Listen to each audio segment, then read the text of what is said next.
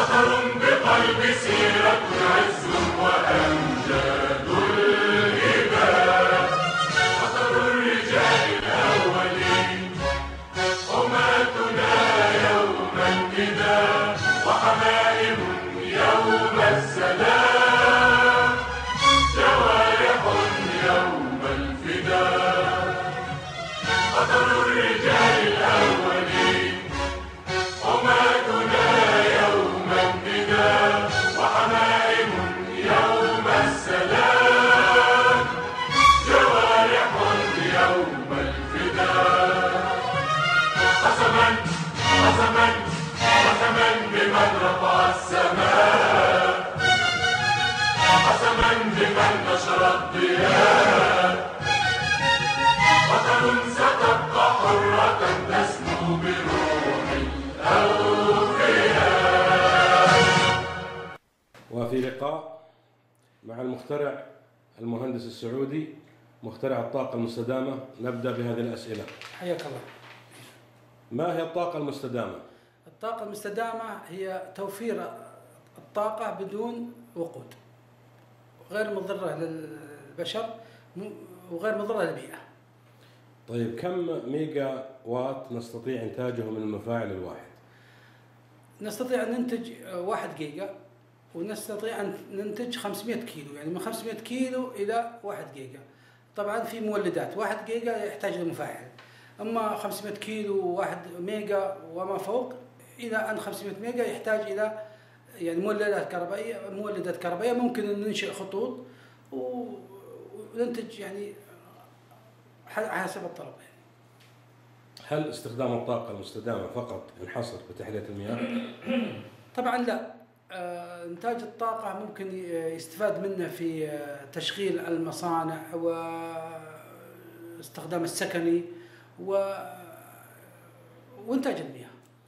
إذا يعني ممكن هناك أن الشركة السعودية للصناعات الأساسية سابق ممكن تستفيد من الاختراع هذا؟ طبعا في استهلاك الكهرباء بالنسبة لشركات مثل شركة حديد والأسمدة والمواد البلاستيكية، ممكن أنها توفر كهرباء بالطريقة هذه. يعني توفير الكهرباء كم يعني تقريبا رقم يعني؟ طبعا هي الموضوع كله حسابات، ولكن أنت لما تنتج كهرباء لمدة 15 سنة بدون محروقات وصيانتها قليلة جدا، طبعا هذا حيوفر كهرباء يعني قوي، يعني كميات كبيرة. الطاقة المستدامة أجهزتها أو مفاعلها لو يعني مثل انفجر، هل يسبب شيء يعني مثلا؟ في حالة انفجار طبعا مستحيلة، لأنها سهلة جدا يعني تصنيعها، لكن التصميم هو الصعب، ولكن غير خطرة أبدا، يعني في التركيب وغير مضرة ولا ينتج لها مخلفات. يعني طبعا هو ممكن تستفيد منها شركة سابق، شركة أرامكو ومرافق. طبعا أرامكو مثلا كيف تستفيد؟ تستفيد طبعا أرامكو تنتج يعني 9 ملايين مثلا برميل في اليوم. 9 ملايين برميل في اليوم يبغى لها نقل مضخات، النقل هذه تعتمد على كهرباء. طبعا هذا هو الاستفادة، أنه نقل الزيت إلى البواخر يحتاج طاقة اللي هو كهرباء، فالكهرباء هذه ممكن أنها نستفيد منها بالطاقة المستدامة. إذا يعني شركة سابق وشركة أرامكو راح يكونوا مستفيدين من هذا الطاقة، من هذا الاختراع لو تم تطبيقه راح يوفرون يعني ملايين الملايين. طبعا غيرها مصانع الإسمنت وباقي المصانع كلها. طيب كم تكلف إنتاج 1,000,000 متر مكعب بالساعة من الطاقة المستدامة مثلا؟ وكم إنتاج مثلا كم يعادلها مثلا من المحطات الأخرى؟ أو ما وصلوا الرقم هذا مثلا بالساعة؟ طبعا الدراسة اللي موجودة الآن لدي أنها كل متر مكعب يعني تخسر عليه 3.9 كيلو وات، فلما تنتج أنت 1,000,000 متر مكعب بالساعة تبغى لك 3 ملايين يعني 4 ملايين. طبعا هذا بس إنتاج وتخزين وليس تمديد. المعلومات أن إنتاج أكبر محطة تحلية بالسعودية يبلغ 800 مليون بالسنة، وأنت هنا تقدر تقول ننتج 1,000,000 متر مكعب بالساعة، فهناك فرق 800 مليون متر مكعب بالسنة ويعادلها مع الاختراع هذا أنك تطلع 1,000,000 بالساعة. طبعا كم تقريبا تكلفه اللي يطلع لي 1,000,000 متر مكعب بالساعة. طبعا هو